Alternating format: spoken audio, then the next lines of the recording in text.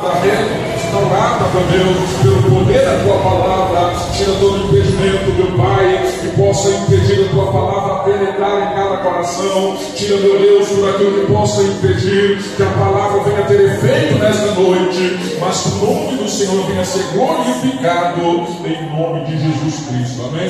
Pode assentar, glorificante. Vamos ler a palavra do Senhor nesta noite. Aleluias. Primeira carta de João, no capítulo 2, o verso 15 e o 16. Aleluias. Amém. Vamos ver a palavra do Senhor que irá nos dizer: não ameis o mundo, nem o que no mundo há. Se alguém ama o mundo, o amor do Pai não está nele.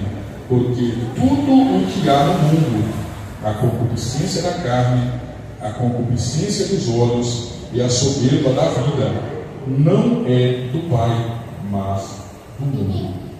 Senhor, nós lemos aqui a Tua palavra nesta noite e pedimos ao Senhor que venha falar conosco poderosamente, ó Pai, pois a Tua igreja está almejando ouvir a Tua voz, almejando sentir a Tua presença através desta palavra, meu Pai. Fala que a Tua igreja ouve, em nome do Senhor Jesus.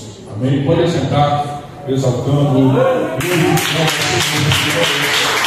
Então observa que essa carta ela foi escrita do capítulo 2, do verso 12 ao 17, ela vai nos dizer: e ao anjo da igreja que está em Pérgamo, escreve: isso diz aquele que tem a espada aguda de 2 fios. Eu sei as suas obras. Observa que Jesus ele sempre começava dizendo isso, para mostrar feio. Quem está falando com você é alguém que sabe. E diante de Deus, não adianta a gente tentar esconder, a gente tentar mudar aqui, corre para lá, foge para cá. Não adianta. O próprio Jesus ele vai dizer: eu sei as tuas obras e onde habitas. E não era um lugar bom. Observe que eles habitavam, que é onde está o trono de Satanás. Retens o meu nome e não negaste a minha fé, ainda nos dias de Antipas, minha fiel testemunha, o qual foi morto entre vós, onde Satanás habita. Mas umas poucas coisas tem contra ti, porque tens lá os que seguem a doutrina de Balaão, a qual ensinava Balaque a lançar tropeço diante dos filhos de Israel, para que comessem do sacrifício da idolatria e se prostituíssem. Assim tens também os que seguem a doutrina dos nicolaítas, o que eu aborreço. Arrepende-te, pois quando não em breve virei a ti, e contra eles batalharei com a espada da minha boca. E ele vai deixar um conselho no final: quem tem ouvidos, ouça o que o Espírito diz às igrejas. Ao que vencer, darei eu a comer do maná escondido, e dar-lhe uma pedra branca, e na pedra um novo nome escrito, o qual ninguém conhece senão aquele que o vencer. Você está preparado para isso? Observe, primeiro temos que fazer um concerto com Deus, para depois nós recebermos essa recompensa. Agora veja uma recompensa maravilhosa, né? Podemos comer ali do maná, podemos ali estar recebendo um novo nome e poder habitar com o Senhor. Um nome que ninguém conhece, algo novo. Já reparou que Deus ele tem tudo novo para nós quando formos para a Nova Jerusalém? É por isso que nós temos que estar preparados. Nós temos que eliminar o velho homem para que o Senhor ele cresça em nós. Amém? Então observa, primeiro vieram os discípulos de Balaão, que sob o manto de uma espiritualidade afetada e exótica, logo acharam guarita na igreja em Pérgamo. Uma igreja, ela tinha sido bem orientada, bem doutrinada, mas de repente chegou ali os que tinham o costume, o hábito de Balaão. Eles chegaram na igreja e a igreja acomodou. Seja bem-vindo. Irmãos, tem tipo de pessoa que a gente precisa ficar atento. Tem costumes e usos que vêm tentando entrar para dentro das igrejas, na hora que começa a cercar, ou começa a esse aqui não é para nós, esse aqui não é dessa igreja aqui, as pessoas ficam bravas, ficam: não, mas que é isso, irmão? Uma aceitação, e tem que aceitar de qualquer jeito, de qualquer maneira. Não é bem assim. Não é de qualquer maneira. Observa que o grupo ali daqueles que aprenderam com Balaão era quem? Balaão ele ensinou ali Balaque a se jogar pedras de tropeço do povo de Israel. E aí ele ensinou a prostituir. Ele chegou a falar: um negócio fácil de começar a destruir esse povo é simples. É só pegar as suas mulheres e colocar para casar com os filhos de Israel. Acabou. Já começa a resolver o problema por aí. E aquilo foi alastrando. Então, ensinava a jogar pedra de tropeço. E isso é muito terrível até hoje. E muitos crentes jogando pedra de tropeço para ver se o outro cai, para ver se ele ocupa o lugar. Seguidores de Balaão. Irmãos, é algo terrível. Já reparou, às vezes um crente olha para o outro e diz: não, aquele irmão ele toca bem. O que nós vamos fazer para derrubar ele, para ele ocupar um lugar? Irmãos, infelizmente é algo terrível. A doutrina de Balaão. Ensinar uma forma de. Agora veja, Balaão, ele era um homem que se dizia profeta de Deus e foi ensinar como que ia fazer o povo de Israel crescer. E dizia homem de Deus. Então, primeiro eles chegaram, imagina que fosse uma igreja como hoje aqui. Eles chegaram, começaram a implantar suas doutrinas e foi alastrando. E foi bem aceito. E em seguida, depois deles, chegaram também ali aqueles que seguiam a doutrina dos nicolaítas, que, embora atrevidos e afoitos, também não encontraram dificuldades para se acomodar entre as pobres e desprotegidas ovelhas. Quando o ministério local deu por si, já não havia mais nada a fazer. O terreno já estava tomado pelo inimigo. E o pastor da igreja? Ele sabia que a situação era grave, mas não ignorava o que acontecera ao seu antecessor. Você nunca parou para meditar no que é isso? O que Jesus estava falando acerca daquela igreja? Veja bem, os problemas começaram a entrar para dentro da igreja. Aí veio um grupo, aí veio outro, eles foram alastrando a problemática para dentro da igreja. O pastor da igreja, ele sabia que aquilo estava errado, mas ele não fazia nada porque ele tinha medo que o seu antecessor tinha sido morto por aqueles que vieram implantando novas doutrinas e novos costumes. Então ele ficava quieto, ficava na dele, né? Melhor o povo vindo do que eu falar uma coisa e morrer. Então observe, esse pastor ele sabia muito bem, mas ele tinha medo. Ao reagir, o destino de Antipas foi assassinado pelo grupo que sustentava o trono de Satanás naquela igreja. As coisas, porém, não haveriam de continuar daquele jeito.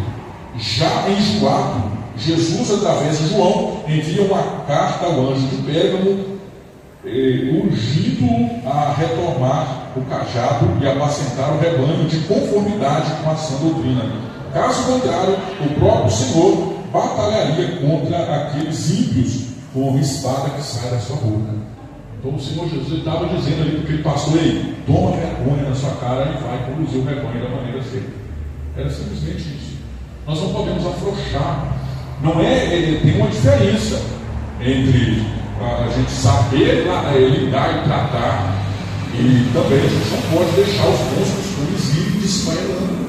Ir embora, vai perdendo o bons costumes. Não pode de maneira nenhuma. Então, observe que Jesus estava dizendo isso para aquele líder. E deixa uma pergunta para nós: como estão as nossas igrejas?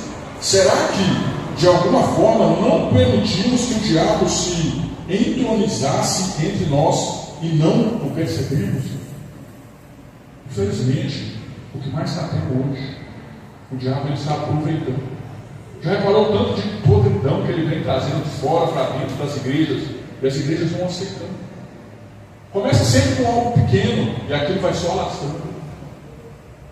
É um funk que começa a entrar dentro das igrejas e vai deixando. Aí é uma dança. Irmãos, infelizmente hoje, vendo nas mídias sociais, a gente vê cada escândalo, cada situação, as pessoas dançando em cima assim, dos púlpitos das igrejas, o povo fazendo a maior arruaça dentro da casa de Deus. E as pessoas não, isso é normal.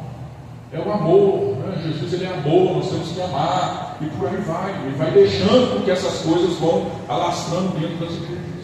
Infelizmente, isso vai aumentando, vai tomando uma proporção exagerada. E como que fica a igreja do Senhor? O diabo ele está aproveitando. Hoje, com a onda do nada a ver, não que é isso? Não tem nada a ver. E por aí vai indo, começa sempre com coisa pequena. Não, irmão, ir na igreja hoje, não tem nada a ver. Eu posso ficar em casa aqui, barriga para cima, assistindo televisão aqui, não tem nada a ver. E vai aumentando cada dia mais. E vai alastrando cada dia mais. Já reparou que as coisas elas vão tomando uma proporção gigantesca quando a gente vai e começa a comparar quando era lá atrás e o que se tornou hoje? Imagina Paulo. Se Paulo ele viesse na igreja no Brasil hoje, o que é que Paulo ele falou? Já reparou que Paulo, se ele viesse na igreja, ele seria escorraçado. O povo ia mandar ele subir para lá. Não, essa doutrina subir nós não queremos mais, porque não aguenta. O povo já não quer mais a verdade, já não quer mais a realidade de Deus. Infelizmente. Por que os cultos de palavras são os menos frequentados? Exatamente porque preferem continuar no meio. Agora, todo culto, observa, todo culto que falar que é de prosperidade, mas sempre entra vazio, do mesmo jeito que entra, volta para casa, às vezes está novo. Por quê? Porque sabe, escandalizado. O povo perece por falta de conhecimento. E por falta desse conhecimento é que vão entrando as coisas dentro das igrejas. E sempre as pessoas querem dizer, não, é porque o pastor está deixando na corda bamba, não é. É porque nos cultos onde se ensina de fato, o povo. Nos cultos onde se orienta de verdade, o povo come.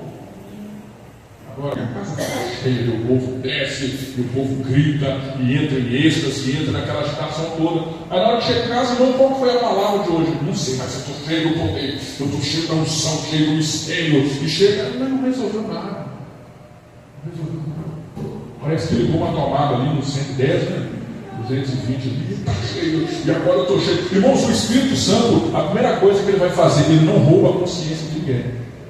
É o primeiro ponto que nós temos que entender. Se nós começarmos aqui, irmão, eu fui tomado aqui, esqueci tudo que aconteceu aí, peraí. O Espírito de Deus ele não vai causar amnésia. Perdi a consciência, irmão, esqueci até da palavra que foi pregada hoje, porque eu estava cheio do poder, e pulei, caí, na hora que eu assustei, eu tinha caído já. Cuidado. Tem um lugar aí que o povo, na hora que manifesta lá, eles caem. Olha só daquele poeirão lá.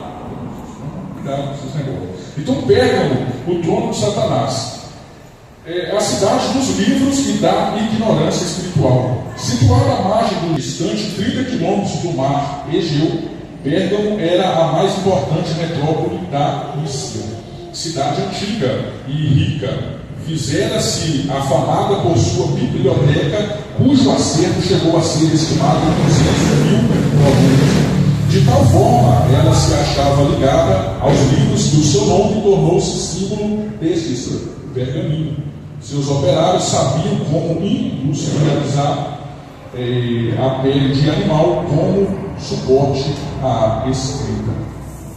Só para os irmãos entenderem, era conhecida como a cidade dos livros, uma cidade onde tinha ali uma vasta uma biblioteca muito grande, muito ampla, mas é que o povo não tinha conhecimento. Sabe o que isso nos mostra? Não, isso aconteceu só lá no passado, isso é coisa de lá. É coisa de lá. Pergunta aos crentes da igreja: quem lê? Todo dia. Quem conhece os livros que estão escritos aqui? Tem pessoas que sabem os nomes do futebol tudo, né? O jogador de futebol todo. Mas não sabe o nome nem dos 12 discípulos de Jesus. É o que nós precisamos pensar, é o que nós precisamos analisar. Ela tinha, hoje nós temos o privilégio de tê-la na mão. Naquele tempo o povo não tinha. As cartas que Paulo enviava não era todo mundo que tinha acesso a ela. Hoje nós temos. Os livros ali de Moisés não era todo mundo que tinha acesso a ele. Hoje nós temos. E hoje, por nós termos uma facilidade, o que nós fazemos? Fazemos igualzinho essa igreja. E como o Senhor Jesus, o próprio Deus, ele vai dizer: o meu povo ele perece por falta de conhecimento. Tem muitas pessoas que ficam brigando, ficam bravas, não, porque teologia do diabo, teologia do capeta, e coisa e tal, e que a Bíblia fala que a letra mata, e aquilo coisa, e espírito que vivifica. Irmãos, nós precisamos parar para rever os nossos conceitos. Precisamos parar para analisar. O que a Bíblia quer dizer, por que a Bíblia está falando aquilo. Primeiro a gente tem que entender até o conceito, o que é teologia. Tem pessoas que nem sabem o que é teologia e falam que é do diabo, é do capeta. É o bicho ruim. Então nós temos que entender. Teologia é o quê? Teologia, traduzindo no grosseiro, é o estudo de Deus. Agora, se estudar a Deus, acerca das coisas que Deus faz, é pecado, nós vamos fazer o quê? Então nós precisamos entender isso. Por que Paulo ele falou que a letra mata? É porque no período da lei, se a pessoa pecava, ela morria instantaneamente. Tinha a punição ali. E no período da graça, tem a misericórdia de Deus, tem a compaixão do Senhor. Então é isso que ele estava dizendo. A letra, ela mata, mas o Espírito ele vivifica. Não quer dizer que nós não possamos ou não devamos aprender. Então a igreja em Pérgamo em grego significa casado. É bem provável que a igreja de Cristo haja sido implantada em Pérgamo quando da estadia de Paulo em Éfeso. Apesar de a cidade ser uma guardiã do trono do próprio demônio, o reino de Deus revaleceu de seus termos. Se o trono era do diabo, o centro estava nas mãos de Cristo.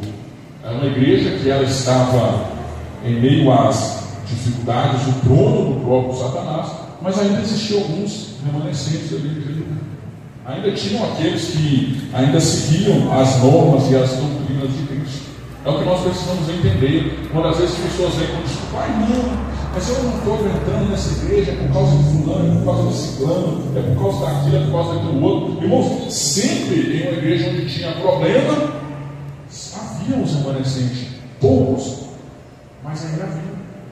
E é isso que nós precisamos entender. Você também é um remanescente, ou você já faz parte também do grupo dos Nicolaitas, daqueles que seguiam ali a Balaão. Nós precisamos entender. É igual crente feiticeiro, né? Cheio das histórias dentro das igrejas, imaginando que está servindo a Deus. Crente querendo que o outro morra, crente querendo trabalhar o ocultismo ali. E ainda assim é crente, né? Vamos lá acerca da espada de dois gumes. A espada afiada de dois gumes, uma igreja casada com o mundo e que já se havia acomodado a duas ardilosas heresias, apresenta-se Jesus como aquele que tem a espada de dois filhos. Se contra as apostasias só existe uma arma realmente poderosa, a Bíblia Sagrada, a espada do Espírito Santo. Glória a Deus! Glória a Deus!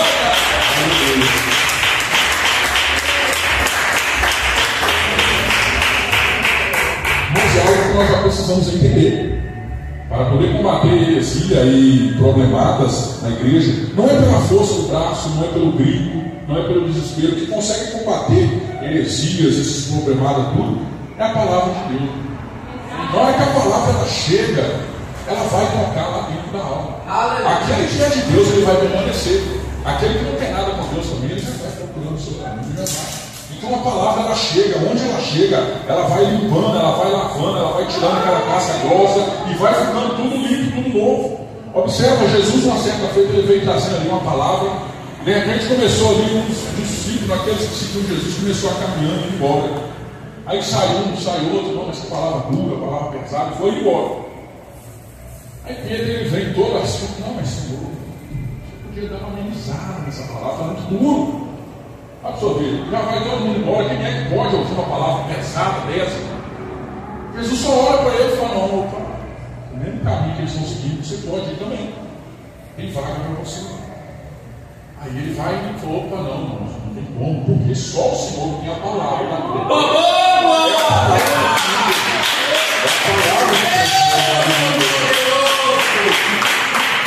E Jesus estava dizendo para aquela igreja: ei, se o líder da igreja não resolver esse problema, eu irei pessoalmente.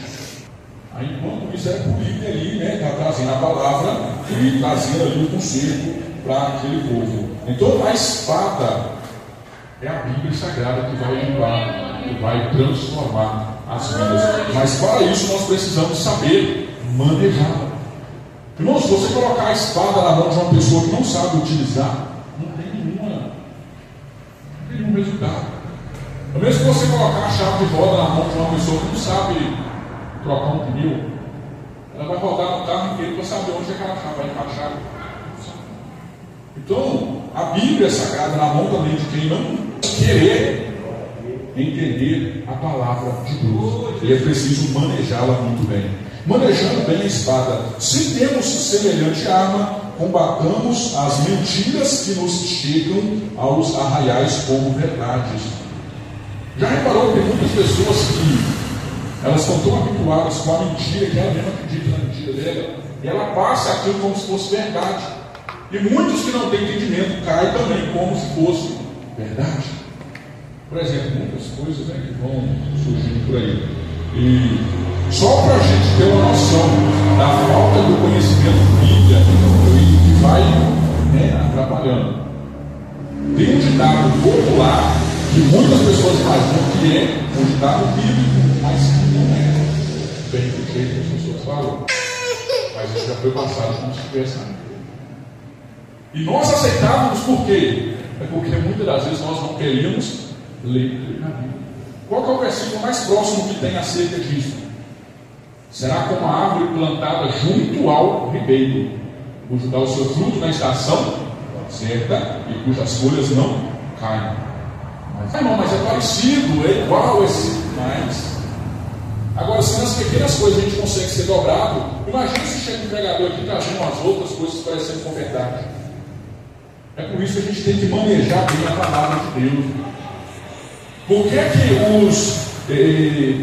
aquelas pessoas que conseguem entrar na mente das pessoas? É porque as pessoas elas não querem preocupar muito com a Bíblia. Eles se preocupam muito em receber bênção rápido e fácil. Já reparou isso? Querem receber bênção rápido e fácil. E com isso acaba cedendo e perdendo. Então, nós precisamos estar manejando bem a palavra de Deus. Cortemos pela raiz as heresias, misticismos e modismos que teimam brotar em nossos campos. Nessa luta, porém, saibamos como manejar a palavra de Deus. Procura apresentar-te a Deus aprovado como obreiro que não tem de que se envergonhar, que maneje bem a palavra da verdade. Paulo está registrando isso em 2 Timóteo 2. Sabe o que é isso? Nós estamos cumprindo esse mandamento, amém? Amém? Nós não temos o que nos envergonhar, porque nós manejamos bem a palavra de Deus, amém? Amém da frase. Mas observa que Paulo já está descrevendo isso. O obreiro, principalmente aquele que deseja ser um líder, um pastor, ele tem que manejar bem a palavra de Deus. Por quê? Imagina se chega um lá de fora e tenta dobrar ele aqui no bico e acaba caindo. Acaba,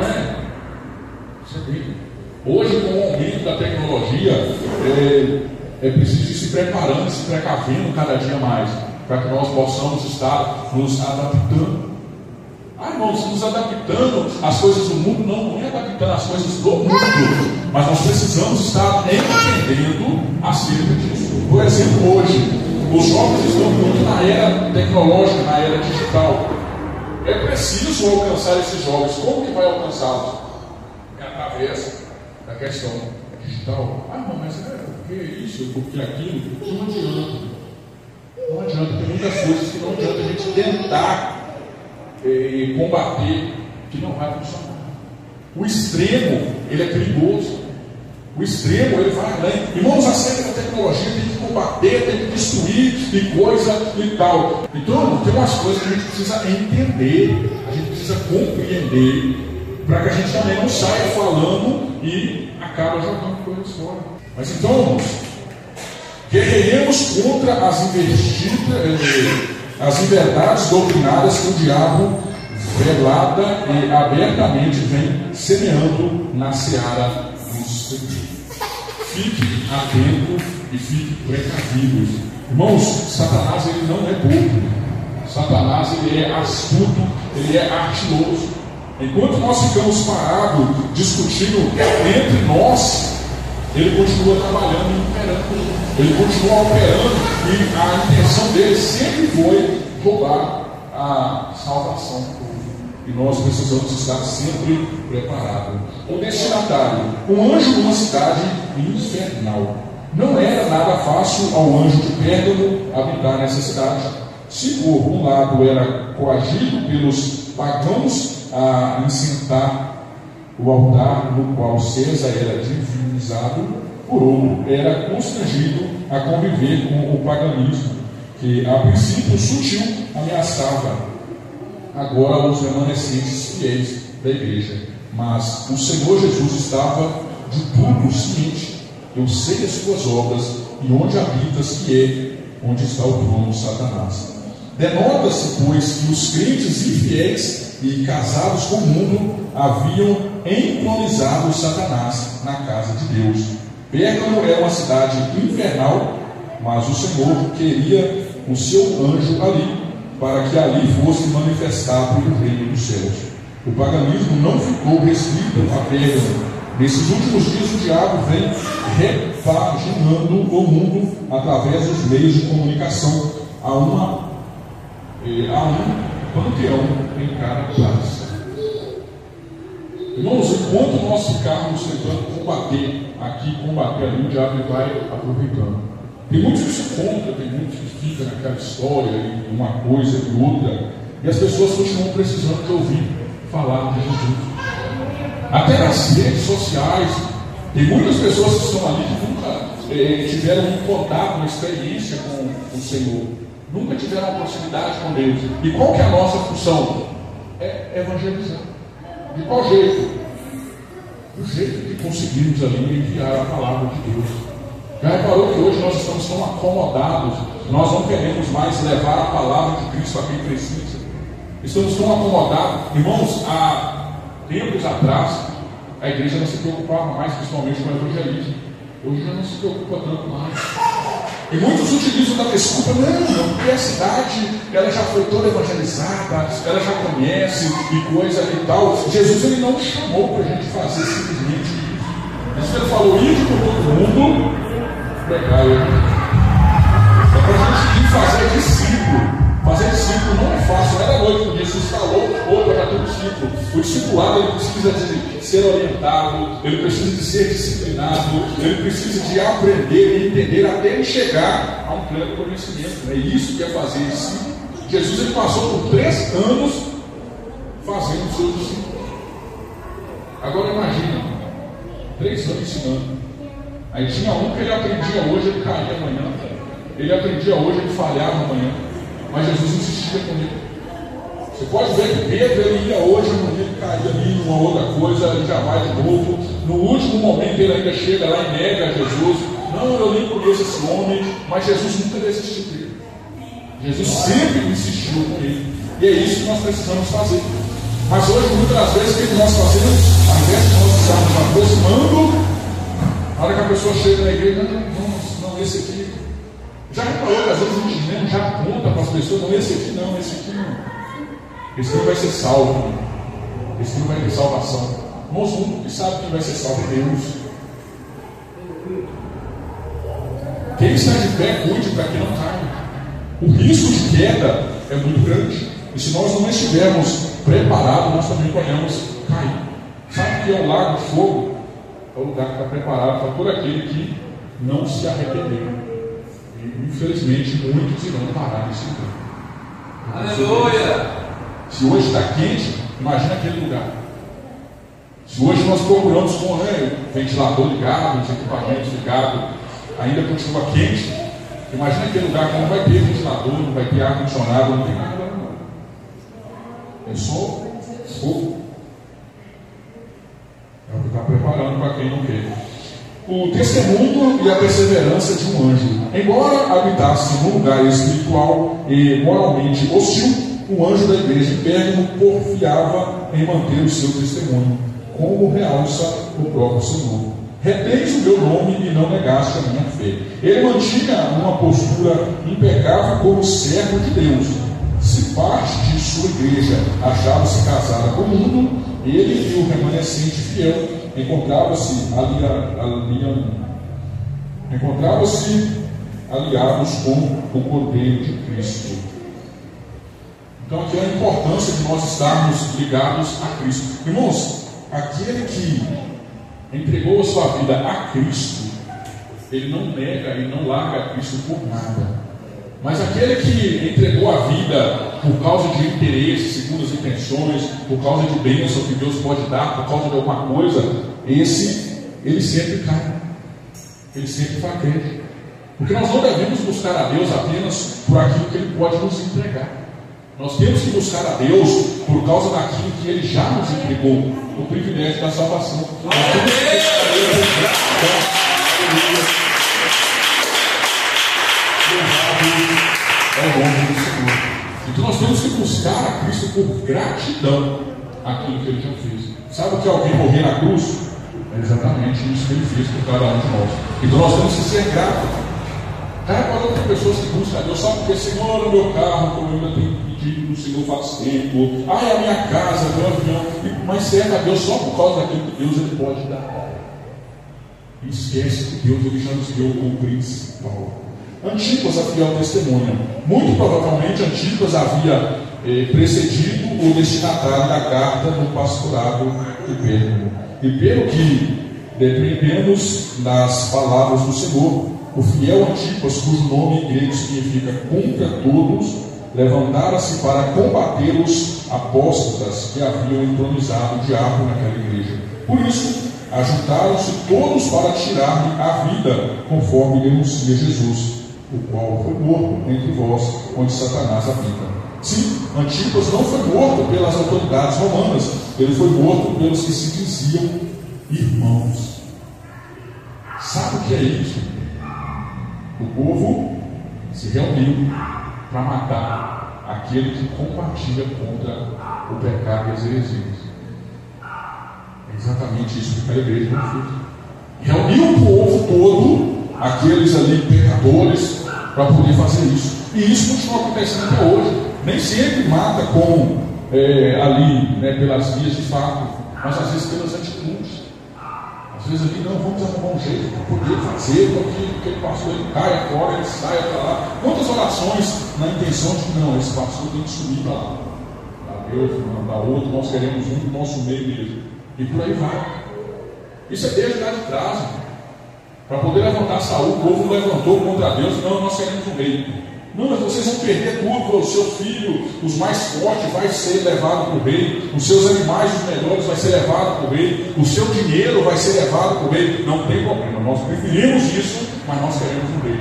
Então vai e levanta Saul. Agora imagina, eles preferiram um homem guiando ao invés do próprio Deus conduzindo. Agora, se fizerem isso até com Deus, imagina como é que vocês com homens normais. Então lá, estou orando aqui, o pastor embora. Então o Antipas ele não foi morto, observe, trazendo para a nossa linguagem hoje, ele não foi morto pelo mundo, pelos aqueles que estavam lá fora, não. Ele foi morto pelos que estavam dentro da casa, pelos que estavam do lado de dentro. Veja que tristeza a situação dele. Veja que absurdo. As heresias de Pérgamo, a doutrina de Balaão. Ensino pseudo-bíblico que, torcendo as Sagradas Escrituras através de artifícios teológicos e hermenêuticos, corrompia a graça de Deus, apresentando aos santos uma teologia permissiva e eticamente intolerante. O objetivo dessa doutrina era levar o povo de Deus à prostituição e à idolatria, a fim de, enfraquecendo-os moral e espiritualmente, extorquir-lhes os bens materiais. Era a teologia dos ladrões. Isso é natural até hoje, né? Principalmente hoje, que vai surgir aí, você pode casar 20, 30 vezes, vai, não deu certo aqui, você vai casando lá e vai indo, vai juntando os panos. Não, casamento não tem isso, Deus ele não espera casamento, não. Você pode só juntar os trapos ali só e já está bom, Deus já aceita. E isso vai entrando nas igrejas. Isso vai entrando nas igrejas. Tem muitos líderes hoje que já está no terceiro, no quarto, no quinto casamento e está tudo bem. Não, porque Deus ele ama. a situação é que o amor de Jesus é maior. E vai lá para o quinto, sexto casamento, e está liderando ainda, e está conduzindo ali, né, mãe? Conduzindo para onde a gente não sabe, mas já vai, né? Então, assim, são coisas que aconteciam lá e continuam acontecendo hoje. Porque, observa, lá eles faziam com a intenção de arrecadação, o que não mudou de hoje também, né? Então, hoje não. Se eu falar que não pode casar de novo, aquela pessoa vai largar e vai sair da igreja para poder ir para lá. Aí eu penso, não, você pode casar de novo e continuar na igreja. Pode continuar tomando ceia, é tudo normal, sem problema, mas por causa do dinheiro. Então é por isso que foi aumentando essa situação. E já vai continuando, e já vai alastrando por aí. E muitos deles já vão cair. Irmão, mas tem um texto aqui na Bíblia que ele fala que se e vão tentando distorcer aquilo ali para ver se consegue achar alguma coisa, né? Mas daqui a pouco vai encontrar alguém que vai querer deixar. Não é isso? Umas coisas que a gente não pode falar muito porque está transmitido no ar, né? Na rádio, mas umas coisas que a gente fica meio preocupado, né? E isso está entrando para dentro das igrejas. E tem muitos crentes aplaudindo, achando que o rito, nossa, que maravilha, que coisa, e a doutrina de Balaão era por esse segmento. Eles ensinavam o povo ali de uma maneira que o povo pudesse prostituir sem nenhum problema.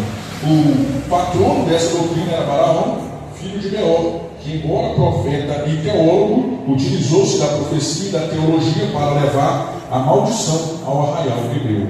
Subornado por Balaque, rei de Moabe, ensinou-lhe como levar a maldição às tendas hebreias.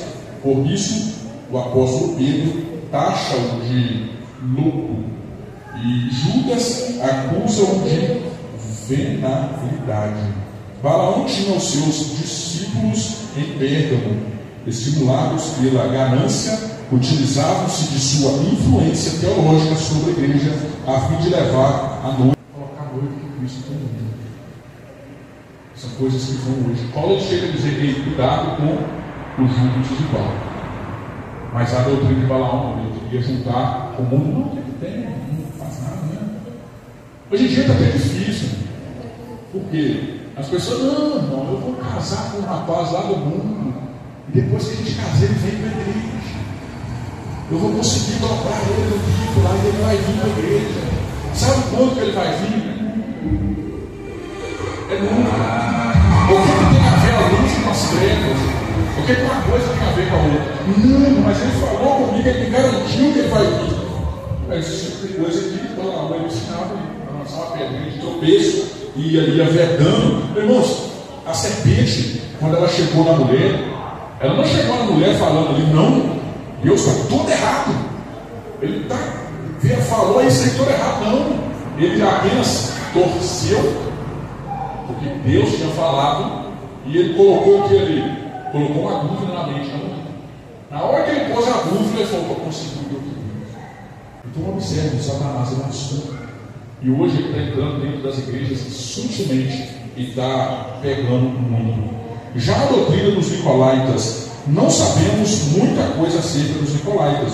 O que sabemos é que a sua doutrina não destoava quase nada do ensino de Balaão, pelo menos quanto ao conteúdo. Se Balaão era dissimulado sutil teológico, os nicolaítas, fazendo abertamente comércio dos santos, publicamente apregoava a repaganização da igreja, afirmando ser possível servir a Deus e aos ídolos, utilizando-se de uma linguagem bem elaborada.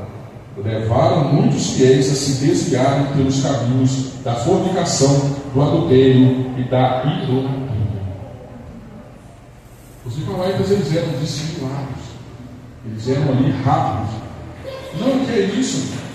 Você pode servir a Deus, porque Deus ele ama todos, e Deus ele não tem problema com ninguém. Então você pode continuar servindo a Deus e continuar na farra, continuar no álcool, continuar na prostituição, não tem problema.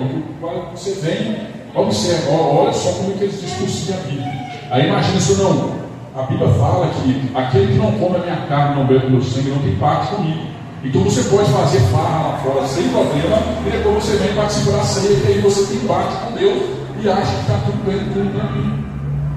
E é exatamente assim que acontecia lá, naquele período. E se nós não combatermos isso também, vai acontecer dentro da igreja do Senhor.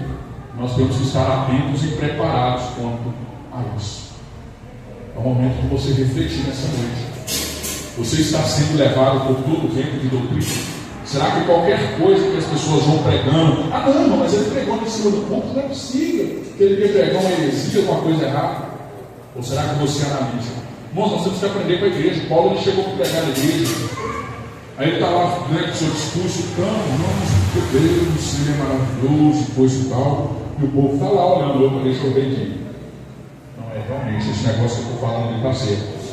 Paulo ele falava outra coisa lá, o povo, vamos ver o que é isso. Aí eles iam analisando. Enquanto Paulo ele ia pregando, o povo estava com a Bíblia aberta ali, com o livro deles aberto ali, procurando. Realmente ele está falando coisa certa. Não está falando nada de errado. Hoje, observe. Hoje, normalmente na hora que chega aqui, abrimos a Bíblia, vamos irmãos ler a Bíblia no livro tal. Aí abrimos aqui a Bíblia. Aí na hora que terminamos de ler o versículo, amém, irmãos, vamos fazer aqui a oração para começarmos. A primeira coisa que todo mundo faz, fechou a Bíblia e coloca no banco. Aquele povo, eles não fizeram isso. Paulo ele ia pregando e eles olhando, vamos dizer se é isso mesmo. De repente sai alguma heresia ali, nós vamos dar uma surra por aqui mesmo. Mas hoje não, nós estamos, não, se o pastor está falando, está certo. Não, o pregador não, se o pregador está falando ali, é o homem de Deus. Ele está falando ali, está certo. Foi por causa de muitos homens de Deus, que a igreja fraquejou e fracassou. Por causa de muitos homens de Deus, que se diziam homens de Deus, que a igreja de Cristo ela foi lá no fundo da vida. Homens de Deus, mas estavam com a vida toda bagunçada, mas dizia ser homem de Deus. Aí a pessoa começava a ir afastando da igreja, porque sempre quando alguém for pregar, fique com a sua Bíblia aberta e olha se é aquilo mesmo que a pessoa está falando. Olha se é aquilo mesmo ali que Deus está falando. Não fica preocupado só não, a pessoa vai entrar aqui no manto, e agora é manto que eu estou com medo, porque na hora que eu for entrar no manto, a minha Bíblia pode rasgar, porque eu vou pular e vou agitar. Não, não é assim, irmãos. O Espírito de Deus, ele não vai causar tumulto nem confusão. Ele não vai causar problema. Então, sim, um dom que está faltando muito nas igrejas é o dom de servir o Espírito. Nem tudo que vem do alto é Deus que manda. Às vezes um avião cai lá, soltou umas peças lá, cai, foi Deus que mandou, não, porque deslocou a peça lá e caiu. Então nem tudo que vem de cima é Deus que manda. Quando chega ali no servo de Jó, ali, ele olha e fala, caiu fogo do céu e consumiu o animal, consumiu com tudo.